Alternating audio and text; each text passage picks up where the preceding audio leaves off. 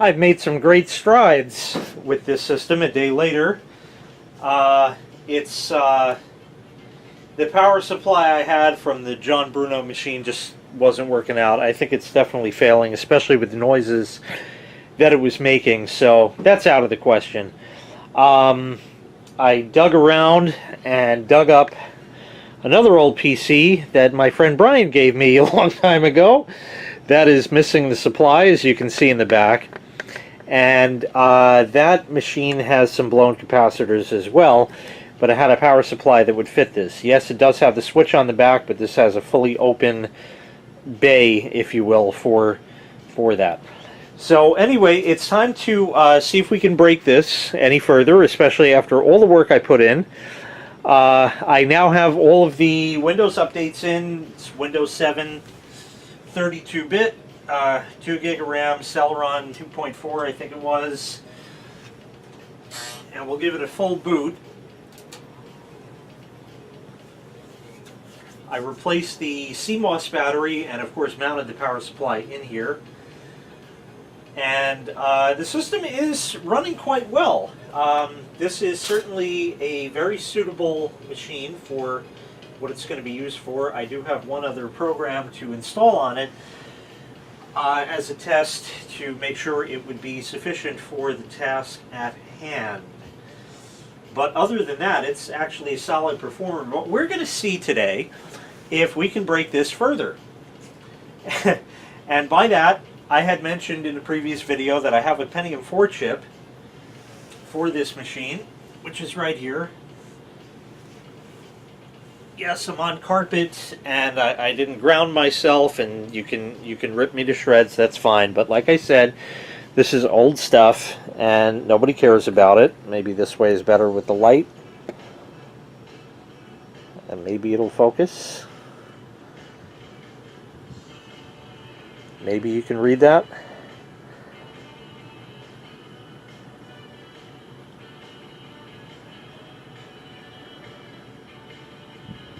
So that's what it is. I can't read it even through the camera really. But there it is. We're booted up. I don't have any sound connected, but that's neither here nor there. There is a BIOS upgrade for this, which I have. I just unplugged the flash drive that contains that, of course, because that's retarded. So why would I do anything smart? We will plug the flash drive back in, and we will see if we can flash the BIOS first to the latest version. I don't know what's going to happen. It may brick it. We'll run that. Replace A01 BIOS with A03 BIOS. Continue. And the hard drive is whirring away. It is still whirring away. And continues to do so. It is obviously going to have to reboot at one point or another. I don't know when it's going to decide to do that. I don't know if everything had fully loaded. Whoop, what do we got? Confirm. Replace A01 BIOS with A03 BIOS. Pressing OK will close all applications, shut down Windows, flash the BIOS, then reboot. Yeah, let's try that. I figure if this is going to take a Pentium 4 chip, and from what I read online, it probably will. This is going to be the best shot I have. Okay, attempting BIOS update, please wait. At least it's kind about it where it says it's attempting it, in that if it fails it might not... Yeah, there it is. BIOS revision A03. Perfect. Okay, so that worked. I'm going to go in the BIOS for a moment because I want to show you the specs, and then we're actually going to boot it one more time. Just get this a little better in frame. That'll do. It shows processor and memory information. So we'll go to memory information. 2 gig, 333 megahertz, dual channel mode. And the AGP aperture is set at 128 megabytes, which is interesting since this machine does not support AGP. CPU information. Speed is either normal or compatible. We want normal. Bus speed 533 megahertz. I think that chip is also 2.4 gigahertz, 256K L2 cache, and everything in here is good. We're going to discard because we didn't change anything and boot back up, and then I'm going to show you the Windows Experience Index, and we'll get the processor number. Then we'll try upgrading the processor and run that assessment again. Okay, and the processor shows right there as 3.1. So now let's shut it down and see if we can blow the system up. This video is not and was not intended or designed to be a guide to replacing a processor. I do have all of the cables, external cables, disconnected, and I'm going to go ahead and probably have to dismount this fan. No, actually I can probably get it. This one, and I just want to make sure everything is in frame for you. Hopefully I won't block all of it. You see that green thing? I don't even know if this is the right socket. I think it's a socket 478. Does it say? Well, we're going to find out together. This squeezes together. It's actually warm already. And then comes up. And if I end up breaking these, I'm up the creek because I don't have any other ones around, I don't think. There's another one on the other side. And I don't know how this is ever going back. Ain't gonna be fun, I know that. Okay. Next is grab the heatsink because there shouldn't be anything else holding it down. It's been there forever, so it may actually rip the chip out of the socket. So I'm gonna wiggle it. It's moving. That's good.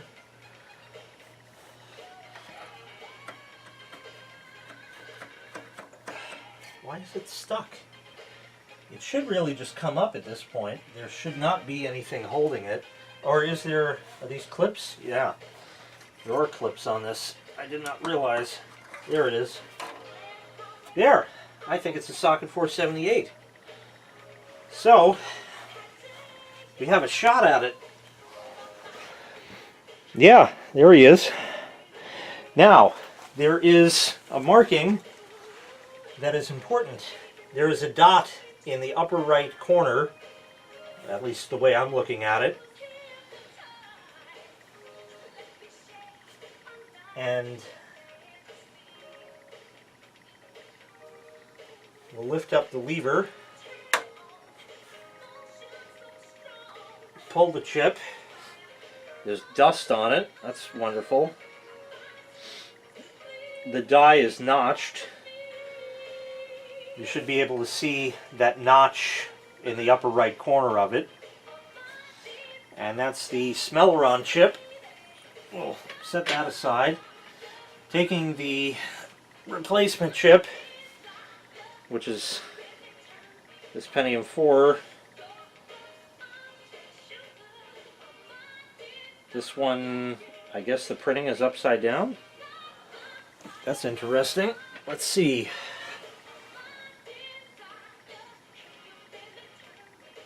Yeah, that's the way that came out, and gee, yeah, this one is sort of upside downy.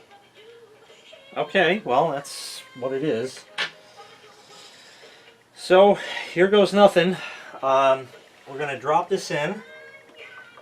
It's a ZIF socket, or zero insertion force. You see how it just dropped in. Now, ZIF sockets came around the desktop PC scene around the 486s, the late 486s. But ZIF sockets have been around a lot longer than that. In fact, an old IBM trick that my dad taught me, because he used to work for IBM many, many years ago, is to not just close the lever but then reopen it and close it again. And that is, the legend has it that cleans oxidation off of the contacts of the PGA, the pin grid array. So we'll close it, open it, and close it again. Now, we're going to go ahead and reapply thermal paste. So there you go. Like I said, I mean, I even have some and could do it, but there's plenty of gook left on here, and I'm not worried about that little area. In fact, this is probably dried up, but I'll try to, yeah, it's all dried up. You can go ahead and clean this stuff off and go crazy and whatever, but like I said, this is a junker machine, so I really don't care too much. We'll see if it works first. I'm not going to go ahead and reinstall the green clips on it. That actually will hold it more than steadfastly enough. And let me get this plugged back in and we'll try powering it up. Okay, I have the video cable and the keyboard cable plugged in, and that's it. There is not going to be a smoke show as much as you might like one. It's either going to beep and not work, or it's going to work. And I don't know if it'll power on as soon as I plug the power supply in. So we're going to find out together right now what happens. It's in. It powered for a second. We have a green light. Hey!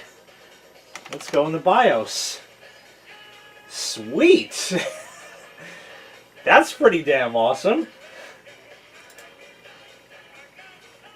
Hopefully there's enough tension and the heatsink gook is not, I know it's called thermal paste or thermal compound.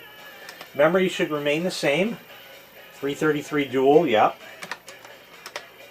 533 2.53 and a 512 L2 cache. Well, well, well, it looks like we got ourselves a free small upgrade. Let us go ahead and try to prevent Windows from loading, which isn't going to happen. I'll do something against my better judgment, which is to plug in the mouse while it's booting, which means it probably isn't going to work, but we'll find out. I also found that I have an open ground somewhere, because when I lean my arm on the case I get a shock, so that's nice. Either that or it's wired reversely. I should probably plug my tester in and check for that. Yeah, the mouse doesn't work, so I'm going to go ahead and, well, yeah, I'm going to reboot it. It'll just be a lot easier. But I just want to wait a moment and see if Windows complains. Intel Pentium 4, CPU 2.53 installed successfully. I have to reboot. And maybe if I can Alt-Tab to it. There. On the reboot, theoretically, it should pick up that the mouse is there and is happy. And if this actually works, then I think I will actually go ahead and put some real thermal paste on this and, you know, do it right. Like I said, I read that this should work. This was the processor out of the Steinschmutz machine, so we got an increase on the L2 cache that got doubled, and we went from 2.4 to 2.53. So this is, you know, in my opinion, actually a pretty nice system. Considering my main rig is a 3.4 gigahertz. You know, I mean, how much are we really missing here? Yeah, almost an entire gigahertz, I know. But it's there. And for a machine just at the bar, which is what this is, where this is going to go, you know, hey, why not? Just did a free upgrade. It cost me nothing at all whatsoever. Ah, my Windows Experience Index needs to be re-chuchified, and I don't have to reactivate Windows, not that I would need to reactivate Windows at all. That's because I don't have the Ethernet cable plugged in, but that's okay. So the processor is at a 3.1. I will hit refresh, and I will allow this to run through its process, and we will see what happens when it's done.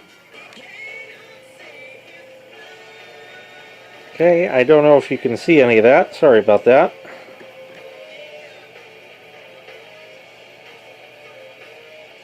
We went to a 3.4 from a 3.1. So there is a free upgrade for this machine. I guess I could have done that a lot sooner rather than waiting, but I wanted to see if at least I could get it functional, and then I could try to blow it up after. So that way, if it did blow up, I would have wasted all of that time and effort trying to make something good out of a piece of crap.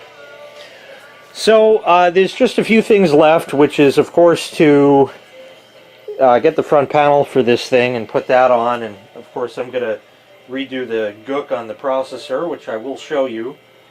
And fix the fan would be a good thing to do, too. Alright, well, I'll show you re-gooking the processor, and I think that's going to wrap it up on this series, but that's going to be that. When I go and swap the machines, I probably am not going to record it, and the machine that's currently at the bar, really, for all intents and purposes, is just perfectly fine. There's just not a damn thing wrong with it, and there's really no need to reinstall Windows. I do happen to have, sitting right there, some Rambus memory chips. I think they're 128 a piece, but I am not positive. And that machine is probably going to have 4 slots. I have one other machine that takes Rambus, and I may have, I don't know, but I may have swapped the chips around so I got an even amount of memory in both in case I ever needed to put the other one in service. But I don't remember exactly. I like to spread out the memory chips I have because, like I said, I'm cheap and I don't buy anything. So Rambus, forget it, unless you find it maybe on Fleabay or something. Yeah, that's really it. So that has 512 meg in it, and maybe I'll play with these chips and see if I can increase it any, if anything, when I do that. Probably would also be a good time to open it up. Let me get this shut down and we'll apply some thermal paste. So here's the heatsink with the old thermal paste on it. That's all dried up and no good. So I'm going to go ahead and take a dry paper towel and we'll just sort of mush off as much as we can. And it looks like that is actually doing a bang-up, smashing job at cleaning that. Yeah, it's just like crumbling off, which is clearly an indication that it was nice and dried out. Probably still serving its purpose, but we'll go ahead and do it right. I have a spritz or two of Simple Green because it's handy. And we'll go ahead and just polish that up a little bit. Not that it's going to really clean it any. There's still a mark of where it was, but that's okay. Not too bad. That looks pretty damn clean to me. So anyway, what I'm going to do is get that cleaned up. The inside of it doesn't look too bad, so we'll leave that. And now I'm going to get some more thermal paste. I'll just clean the die down there real quick, and then we'll apply some. Put on the thermal paste. Here it is in a vial, in a syringe. This is, you know, I got it somewhere. Hopefully it's not dried up. How much? How do you apply it? Well, This looks like it's pretty dried up too, but maybe it'll want to stick to the processor instead of the syringe. Alright, I guess not. There. Oh, yeah, this is pretty dried up stuff and not looking good. Well, that could be a little bit of a problem. Maybe we'll just not have any thermal paste. This is really what I got left, so it's going to have to do. So I'm just going to mush that on there, and it looks like it wants to stick to everything but. Now the idea behind thermal paste, anyway, is you can see that that's not working too well. The idea behind thermal paste is that the surface of the chip, of the die, is porous. There's little hills and valleys and stuff like that. And so is the heatsink. And what happens is, this is supposed to fill in the, yeah, this ain't gonna work. Well, it's a good thing I cleaned it off, right? Could have just filled in the gaps. So yeah, that was not worth doing, apparently. So it has some. The thermal paste is supposed to fill in the gaps, but I guess this stuff is just sat around for way too long, and I can't even squeeze any more out of here. Not that it's going to be any less dried up. So that was a fail. I mean, I know it dries up, but I never expected in the tube that it would. But I guess it does. And that's that. So my fingers are now completely coated with the kind of gook that you don't want on your fingers. This is awful stuff, and you don't want to get that on anything that you're wearing, because it generally is not coming out. So you do want to be careful about that. So what's going to happen with this machine? Is it going to overheat? Nah. You know, they really make so much of a fuss about thermal paste and all that, and I do agree that I should have some on there, and I probably should have left it, but I didn't expect that to happen, so such is. I will go ahead and reinstall the heatsink like that, and install the retaining clips, which hook in. Hopefully I'm not in the shot too much, but I can't see what I'm doing. These were a royal pain. That one's in, and this one is even more of a pain because you totally can't see what you're doing on this side.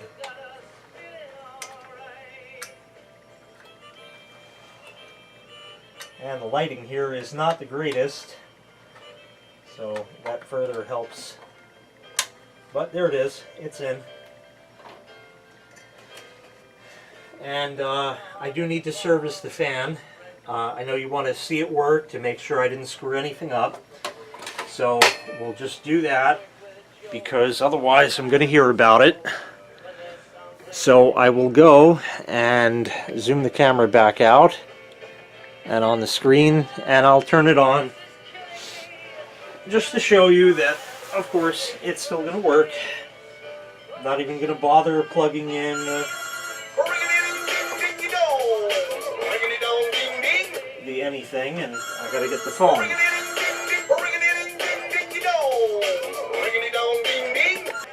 It's unfortunate the phone happened to ring at that moment, but like I said, I'm not even going to hook up the keyboard.